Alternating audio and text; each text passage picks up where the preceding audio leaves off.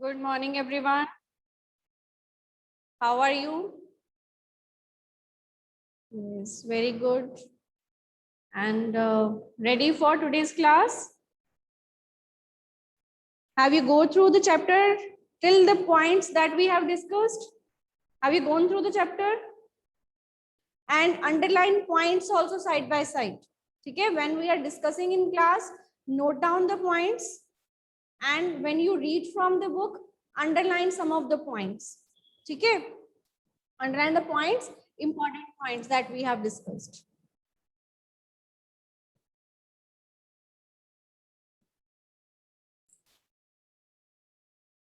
So have you gone through the chapter and underlined the points also?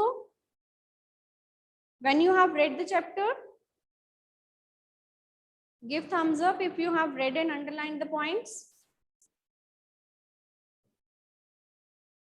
Very few number is there, but all of you must read and underline also. Okay, good. So whenever you are reading, it will help you. When you will revise, so whatever points you have underlined, you have to go through that points only. Okay, so it's very important to underline the point. So till now, from this chapter, we have discussed about who are tribals, who are Dikus, okay, and how the people they were living. So tribal group who are living in the forest region, away from the cities, okay, they have no social distinctions, okay, and they have their own living style. Dikus were all the other people, the different traders, money lenders, British officials, all those persons who were outsiders. They were Dikus to these tribals, and these tribals, they have different kinds of livelihood for them. Some of tribal, they were jhum cultivators. Jhum cultivators means they were shifting, doing shifting agriculture. Shifting means once they were doing agriculture on one plot of land, then they shift to other plot of land after utilizing them. Yes. So then some persons were hunter and gatherers. They were hunting the animals. They were gathering the forest produce, and they were also giving this forest produce to other traders, and in the turn exchanging the goods they wanted. Okay.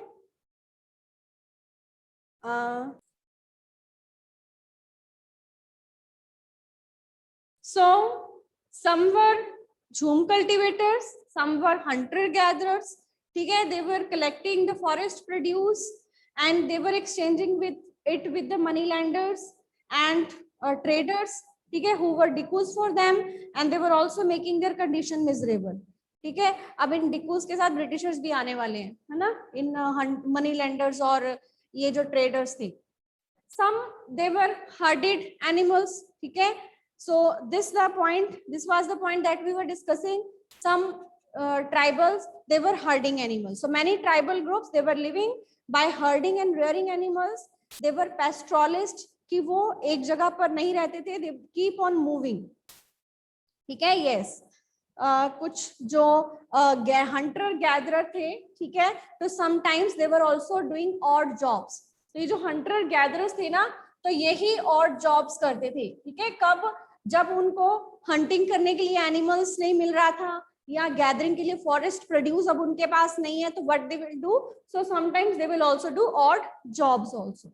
ठीक है. सो अब हर्डेड animals में कि they were also पेस्ट्रोलिस्ट, और जो भी उनके hertz थे, कैटल शीप थी, अकॉर्डिंग टू सीजन, तो वो एक प्लेस से दूसरी प्लेस में शिफ्ट करते रहते थे. They keep on moving to another area. अब इनका नाम क्या था, जैसे वन गुज्जर्स इन पंजाब हिल्स, पंजाब में वन गुज्जर्स, ठीक है, लबादीज आंध्र प्रदेश में, वो भी कैटल हर्डर्स थे. उसके बाद गद्दीज ऑफ कुल्लू, ठीक है, देवर शेपर्ड्स, वो शेपर्ड्स थे. देन बकरवाल्स ऑफ कश्मीर, वो गोट्स को रियर करते थे. तो different herder tribal groups were there who herded animals. So now there were also one more community of these tribal groups who were settled cultivators. Settled cultivators, cultivator कौन होता है? Who cultivate the land, cultivate the land means who do agriculture, who is a peasant, ठीक है। तो cultivator कौन है? Peasants भी हम उसको पीजेंट बोल सकते हैं, जो कि cultivates the land. So some tribal they were also took to settled cultivation, कुछ लोगों ने जो कुछ tribal growing crops, who were growing crops, they were also called cultivators or peasants.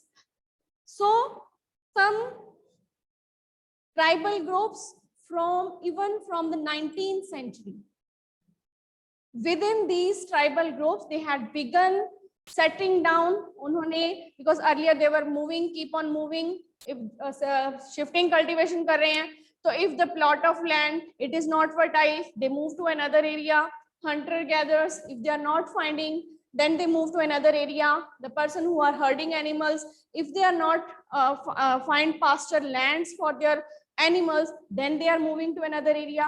So some जो groups of these tribals, they started setting at one place, ठीक है।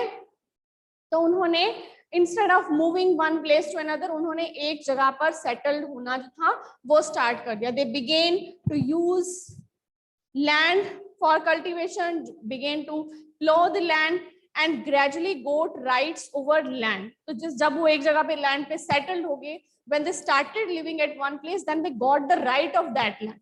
तो उस लैंड का राइट उन्हें मिल गया, ठीक है, उसका राइट उन्हें मिल गया। और इस तरह जैसे कि स्टार्टिंग में, चैप्टर की स्टार्टिंग में कहा था कि we can see Munda roaming in the forest, ठीक है।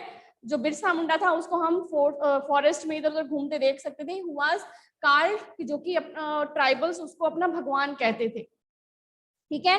तो वो मुंडा ट्राइब का था। तो इसी तरह एक मुंडा जो ट्राइब था, लाइक द मुंडास ऑफ छोटा नागपुर एरिया, उन्होंने भी अपनी लैंड इस तरह सेटल्ड कम्युनिटी, वहां पे सेटल्ड कल्टीवेटर्स बन गए थे वो, ठीक है।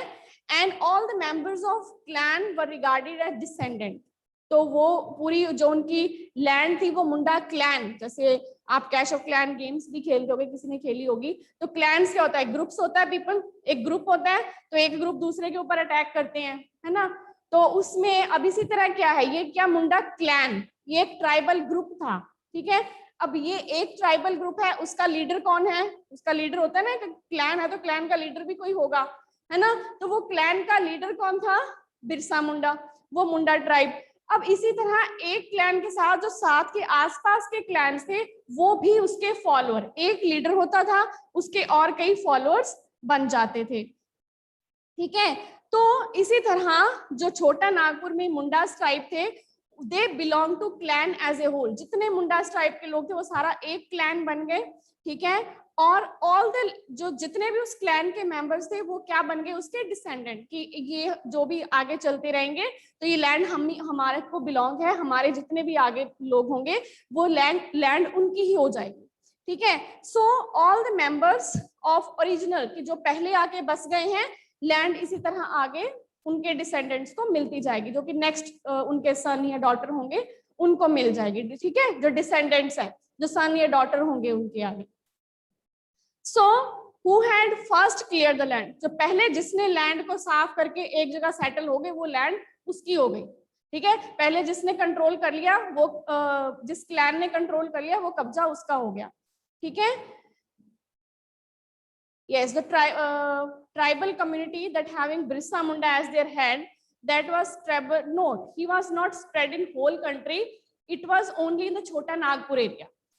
ठीक है, it was just a tribal group. तो ट्राइबल ग्रुप जो है वो एक लिमिटेड एरिया पे ही है, ठीक है। तो वो बिरसा मुंडा जो था वो छोटा नागपुर एरिया के फॉरेस्ट में जो ट्राइबल ग्रुप था उनका लीडर था, लेकिन साथ ही साथ जो उसके बाकी के जो क्लैंस थे, ठीक है। अब पहले तो हमने ये बात करी कि वो एक जगह पे जो कल्टीवेटर्स थे वो सेटल होना शुरू हो गए, ठीक है, सेटल्ड हो गए। अब जैसे जिन्होंने सेटल्ड हुए एक जगह पे, और जो सबसे पहले सेटल हुए, ठीक है, ओरिजिनली जो सबसे पहले सेटल हुए, जो आगे उनके डिसेंडेंट्स थे, ठीक है, उन डिसेंडेंट्स को वो लैंड उनकी मिलनी शुरू हो गई। सेटल्ड हुए, जो सबसे पहले ओरिजिनल वहां पे सेटलर्स थे उन्होंने लैंड को क्लियर किया, फिर जो आगे उनके डिसेंडेंट्स थे उनको वो लैंड मिलनी शुरू हो गई। ठीक है, ये सेटल्ड लोग थे, जो लैंड थी पहले इनको मिली, फिर वही लैंड आगे मिलनी शुरू हो गई। ठीक है, and very often some people within the clan acquired more power। अब इसी तरह ये जो एक क्लैन है ना जो पूरा सेटल हो गया, अब इसी क्लैन का एक क्या हो जाता था, चीफ। ठीक है, he has more power than the other, उसको चीफ बना दिया जाता था। ठीक है, ये पूरी कम्युनिटी हो गई। अब इस कम्युनिटी में एक पर्सन क्या बन गया, चीफ, और बाकी सारे क्या बन गए, उसके फॉलोअर्स। ठीक है, एक पर्सन चीफ बन गया और बाकी सारी जो कम्युनिटीज थी वो क्या बन गई, उनकी फॉलोअर्स बन गई। ठीक है, अब powerful man often rented out the land instead of cultivating themselves. अब जो भी चीफ होता था वो खुद कल्टीवेशन नहीं करता था। ठीक है, ये जो चीफ था ये खुद कल्टीवेशन नहीं करता था, ये इन सबसे क्या करवाता था, जो उनके फॉलोअर्स थे, ठीक है, इनसे कल्टीवेट करवाता था। ठीक है, तो वो उनके ऊपर जैसे हम कह सकते हैं कि एक रूल करता था एक तरह से। ठीक है, उसके पास काफी पावर्स होती थी, वो रूल करता था उनके ऊपर। सो अब इसी तरह जो ये अब इनकी अपनी कम्युनिटी बनी हुई है। ठीक है, इनका पूरा क्लैन बना हुआ है। अब इस क्लैन में एक चीफ है, एक उसके फॉलोअर्स हैं, सेटल्ड कल्टीवेशन कर रहे हैं। ठीक है, और पहले जो सेटल हो गए वो आगे उनके डिसेंडेंट्स को वो लैंड मिलती जाएगी। ये चीफ खुद कल्टीवेशन नहीं कर रहा है। ठीक है, ये रेंट पे दे रहा है लैंड, या जो बाकी कल्टीवेशन कर रहे हैं वो उसको आगे दे रहे हैं। ठीक है, तो उनसे ही वो जो भी ऑफरिंग्स हैं या जो भी वो लैंड का प्रोड्यूस है वो उनसे ले रहा है। ठीक है, तो इस तरह ये इनका एक प्रॉपर हम कह सकते हैं कि उनकी जो ट्राइबल ग्रुप है वो बना हुआ है। ठीक है, उनका एडमिनिस्ट्रेशन चल रहा है।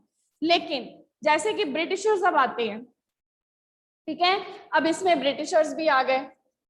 पहले तो जैसे हमने बात की कि पहले डिकूज जो ट्रेडर्स और मनी लेंडर्स वो तो थे ही, ठीक है, जो कि इनको अवेलेबल करवाते थे बाकी चीजें जो कि ये प्रोड्यूस नहीं करते थे।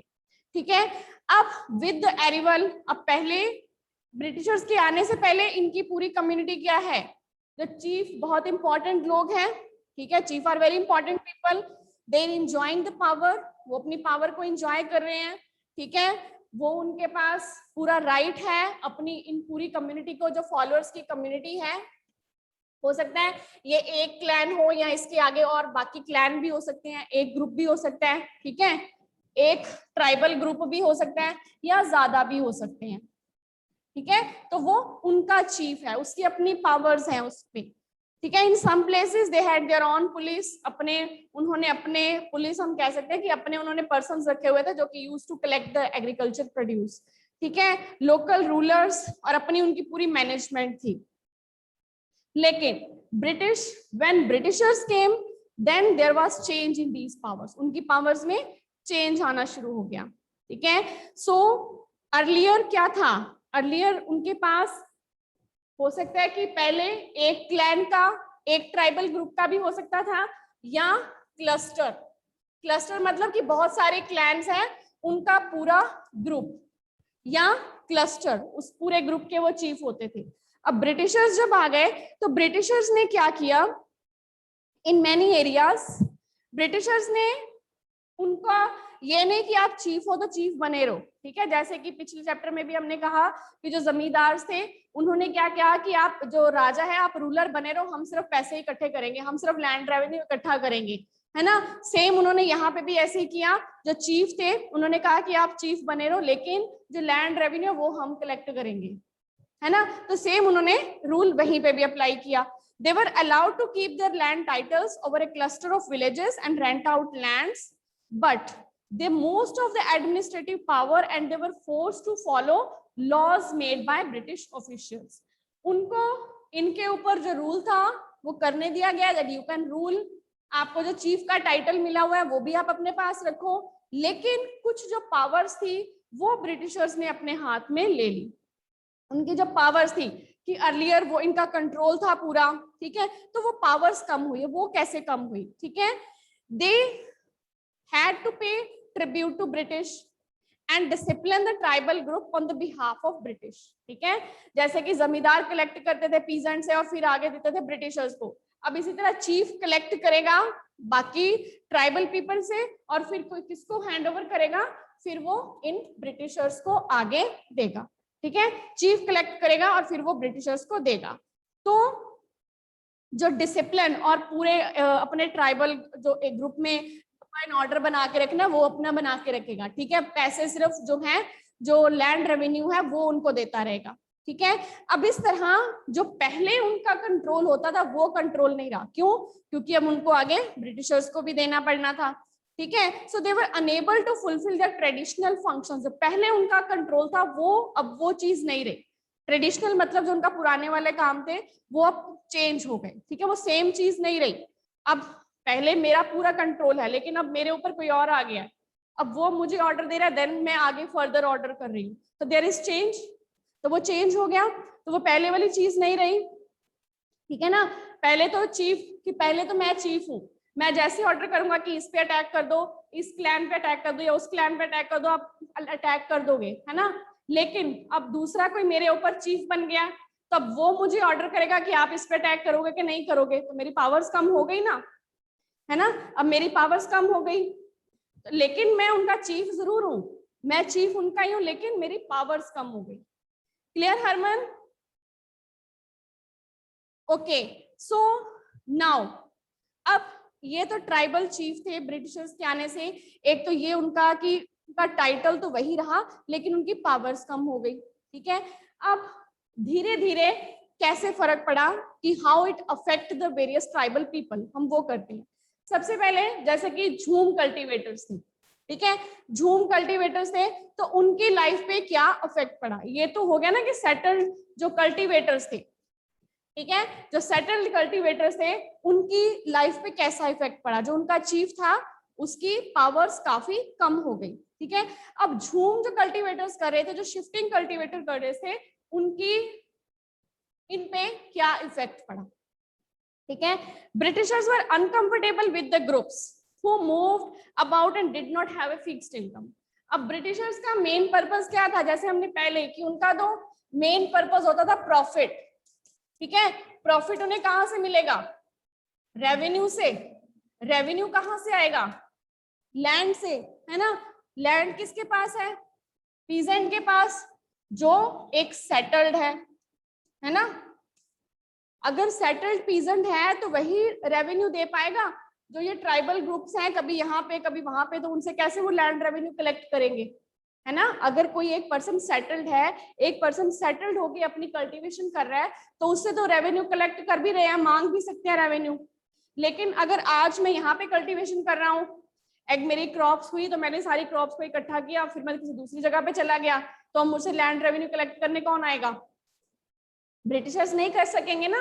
तो कैसे कलेक्ट करेंगे, तो कलेक्ट तो उसी से कर पाएंगे ना जो एक जगह पर रह रहा है, हु हैज सेटल्ड.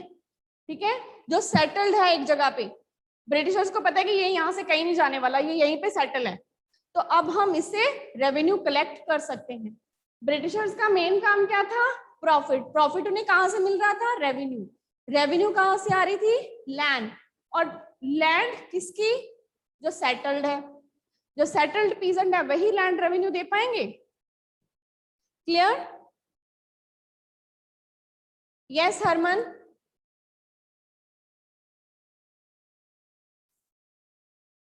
हाँ जी Harman. Good morning, ma'am. Yes, बेटा. Ma'am, you were telling that when their tribes were hunters and gatherers, they do odd jobs. Ma'am, which odd jobs they did? Odd job, जैसे some peasants were settled cultivators, so they were also doing labor in their fields. ठीक है, कि sometime more labor is required, तो more labor यहाँ पे कर लेते थे. अगर जो साथ के सिटीज हैं तो वहां सिटीज में कुछ बिल्डिंग्स बन रही हैं, कुछ कंस्ट्रक्शन वर्क, तो they were also helping in that. ठीक है, they were also helping in that work. तो इस तरह तो वो ऑड जॉब्स होगी कि थोड़े टाइम के लिए की, फिर वापस आ गए. अगर फिर उन्हें कुछ गैदरिंग करने के लिए मिला, फिर गैदर कर लिया, नहीं मिला तो फिर एक दिन के लेबर, जैसे हम कहते हैं ना कि एक दिन के लिए लेबर भी मिल जाती है. ठीक है, तो लाइक दैट ऑड जॉब्स. ठीक है, Okay, ma'am.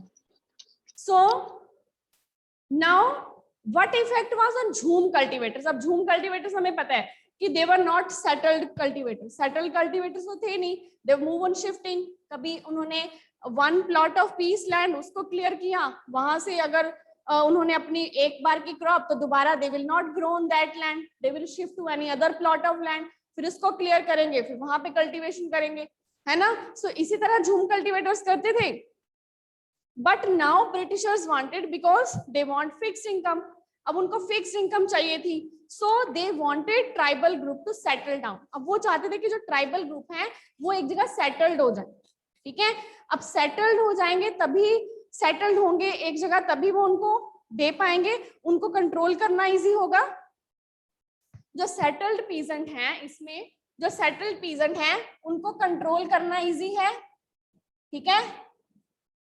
जो इनका इजी है, कंट्रोल करना इजी है, उनसे वो फिक्स्ड लैंड रेवेन्यू कलेक्ट कर सकते हैं, ठीक है। रेगुलर उन्हें आ सकती है कि पता है यहाँ से हमने अगर एक बार लैंड रेवेन्यू कलेक्ट किया है तो नेक्स्ट जब क्रॉप आएगी तो फिर हम लैंड रेवेन्यू कलेक्ट करेंगे, ठीक है। तो रेगुलर जो रेवेन्यू है वो उन्हें वहां से मिलेगा जो सेटल्ड है, ठीक है, सेटल्ड कल्टीवेटर से मिलेगा। उन पे कंट्रोल करना भी इजी है, उनको एडमिनिस्टर करना भी इजी है, ठीक है। There will be a regular flow of income, regular revenue source, ठीक है। इसलिए उन्होंने जो सेटल्ड कल्टीवेटर्स थे उनके लिए उन्होंने लैंड सेटलमेंट्स, जैसे परमानेंट सेटलमेंट हमने किया पिछले चैप्टर्स में, तो इस तरह की लैंड रेवेन्यू कलेक्शन सिस्टम भी उन्होंने स्टार्ट किए, ठीक है। तो इसी तरह उन्होंने ये land settlements they started introduced. अब लैंड सेटलमेंट्स में क्या किया, अब ये जो ब्रिटिशर्स ने, इन्होंने लैंड सेटलमेंट्स, सेटलमेंट्स में जैसे हमने पहले किया है परमानेंट सेटलमेंट हो गई, है ना। सो लाइक दिस रियायत वाली system, so these were system to collect revenue. तो इस तरह के उन्होंने सिस्टम जो थे वो स्टार्ट करने शुरू किए, इंट्रोड्यूस किए अपनी एक रेगुलर रेवेन्यू के लिए, ठीक है। सो these settlements, they measured the land, they defined the rights कि now you have the right of this land, this fixed revenue you will pay to us, ठीक है। fixed revenue, उन्होंने revenue fix कर दिया। some peasants were declared land owners, ठीक है, जैसे कुछ peasants को उन्होंने कहा कि now you are the land owners, ठीक है। जैसे कुछ चीफ को भी उन्होंने कहा दिया कि अब आप लैंड ओनर्स हो, अब कलेक्ट करोगे रेवेन्यू और आप फिर हमें कलेक्ट करके दोगे, ठीक है। पहले आप कलेक्ट करोगे, कलेक्ट करने के बाद you will give it to me, ठीक है। अब जो लैंड ऑनर्स थे, अब ये जो चीफ हो गए या कुछ और, तो जो लैंड ऑनर्स थे, लैंड ऑनर्स क्या करेंगे, कलेक्ट करेंगे, ठीक है। कलेक्ट किससे करेंगे, टेनेंट्स। अब ये जो टेनेंट्स है ये कौन सा है, ये पीजेंट्स, ठीक है। टेनेंट्स पीजेंट्स हो गए, और कुछ जो लैंड ऑनर हैं जैसे वो चीफ हो गए, तो वो कलेक्ट करेंगे टेनेंट से और फिर किसको आगे देंगे, ब्रिटिशर्स को, ठीक है। तो इस तरह they declared some person as land owners and some person as tenants. So tenants will pay rent to land owner and land owner in turn he will again pay to Britishers. So Britishers, उनका effort क्या होता था कि जो झूम cultivator है वो settle हो जाए एक प्लेस पे, ठीक है। सो ब्रिटिशर्स एफर्ट टू सेटल झूम cultivator was not very successful. लेकिन जो झूम कल्टीवेटर्स हैं उनको एक जगह पे सेटल करना इतना इजी नहीं था। Why it was not easy, ठीक है। इजी क्यों नहीं था, जो सेटल्ड अगर कल्टीवेशन है, अब एक पीजेंट है उसने कल्टीवेशन करनी है, उसको कल्टीवेशन के लिए लैंड तो चाहिए, लैंड भी फर्टाइल होनी चाहिए, land should be fertile, there should be water availability, water availability होनी चाहिए वहां पे, ठीक है। यस, तो यस वाटर अवेलेबिलिटी होनी चाहिए, तो ये सारी चीजें होनी चाहिए उसके लिए हमने अगर एग्रीकल्चर करनी है। लेकिन जो झूम कल्टीवेटर्स थे ये शिफ्ट क्यों करते थे, क्योंकि सॉइल फर्टिलिटी जो जहां पे वो कल्टीवेशन कर रहे थे वहां सॉइल फर्टिलिटी इतनी नहीं थी, ठीक है। तो इसलिए उन्होंने ब्रिटिशर्स का प्रोटेस्ट किया। यह संजनी की हर जगह वो रेडी नहीं हो गए, प्रोटेस्ट किया, जैसे हमने पिछले चैप्टर में भी किया, इंडिगो पीजेंट्स ने भी रिवोल्ट किया था, है ना, तो इन्होंने भी रिवोल्ट किया, ठीक है। अभी हम वही डिस्कस कर रहे हैं कि झूम कल्टीवेटर्स जो थे अब वो क्यों करते थे शिफ्ट, ठीक है, because it was not easy, settled no cultivation was not easy because water is scarce, water availability nahi thi. Today is also jhum cultivation is practiced in some areas, ठीक है, in some northeast areas. क्यों?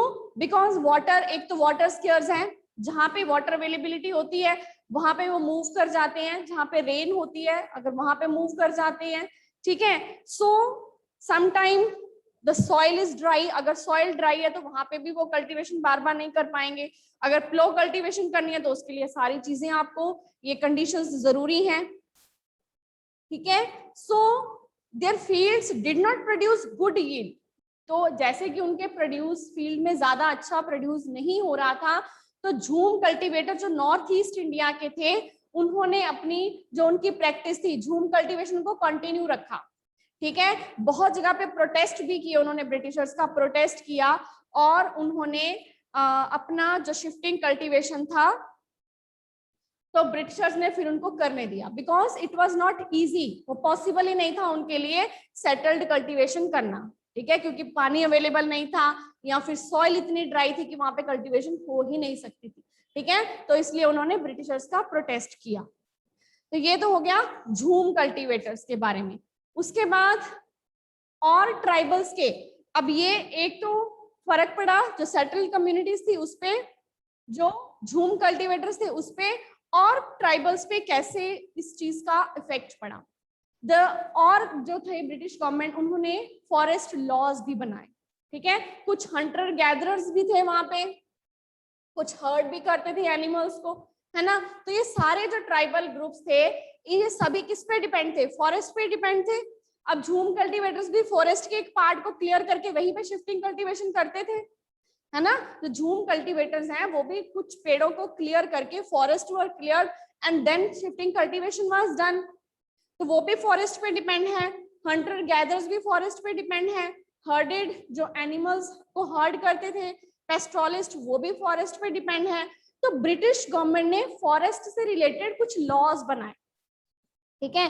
The life tribal group was directly connected to forest, इन सबकी life forest से ही connected है, ठीक है। So changes in forest law considerable effect on these tribals. The British, they made some forest laws, ठीक है, ब्रिटिशर्स ने कुछ फॉरेस्ट लॉज बनाए, उन्होंने they extended their control of forest, उन्होंने फॉरेस्ट के ऊपर अपना कंट्रोल एक्सटेंड किया और उन्होंने ये डिक्लेयर किया कि दिस फॉरेस्ट, कि these forest they are state property, ये जो फॉरेस्ट है ना ये स्टेट की प्रॉपर्टी है। और ये फॉरेस्ट, जैसे अभी हमने रिजर्व कुछ एरिया रिजर्व किया था, that is under government control, वो रिजर्व्ड एरिया किसके कंट्रोल में है, गवर्नमेंट के कंट्रोल में है। तो इसी तरह ब्रिटिशर्स ने फॉरेस्ट को रिजर्व कर दिया कि these forests are now under government control, these are reserve forest, ये स्टेट के फॉरेस्ट है नाउ। अब ये जैसा ब्रिटिशर्स चाहेंगे वैसा ही यहाँ पे होगा, ठीक है। उन्होंने क्या किया, the forest were classified as reserve forest, कि जो भी उसमें, क्यों अब ब्रिटिशर ने फॉरेस्ट के लॉज क्यों बनाए, क्योंकि उनको वहां यूरोप में इंडस्ट्रीज के लिए टिम्बर चाहिए थी, ठीक है, टिम्बर वुड चाहिए थी, तो टिम्बर वुड के लिए उन्होंने फॉरेस्ट को अपना रिजर्व कर लिया, स्टेट प्रॉपर्टी में इंक्लूड कर लिया। So in these forest people were not allowed to move freely, जब उन्होंने फॉरेस्ट प्रॉपर्टी डिक्लेयर कर दी तो जो ये ट्राइबल ग्रुप थे ये कहीं भी, जैसे पहले वो कहीं भी पूरे फॉरेस्ट में जा सकते थे, फॉरेस्ट उनकी अपनी प्रॉपर्टी थी, लेकिन अब ब्रिटिशर्स ने उनको अलाउ नहीं किया, ठीक है। सो there were effects and how these forest laws affected these tribal people, this we will discuss in tomorrow's class, ठीक है। So till whatever point we have discussed, all the points are clear. If there is any doubt, please let me know.